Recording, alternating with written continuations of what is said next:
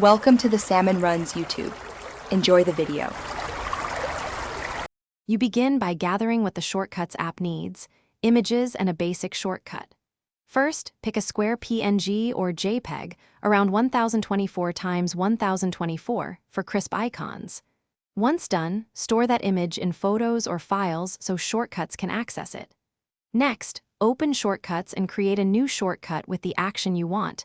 Don't add extras yet. Make sure the shortcut runs correctly before assigning an icon. You now assign the image as the home screen icon. Tap the three dots to edit the shortcut, then the settings toggle and pick Add to Home Screen. When the preview appears, tap the icon area and choose Photo or File. Navigate to your prepared image. Once selected, crop or scale to center the subject and confirm. After you tap Add, the custom icon appears on your home screen. Test it by launching the shortcut to confirm it triggers the intended action. You finish by tidying names and checking behavior.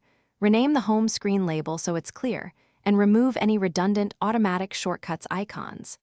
If the new icon doesn't show or reverts, restart your device or re-export the image as a PNG and reassign it.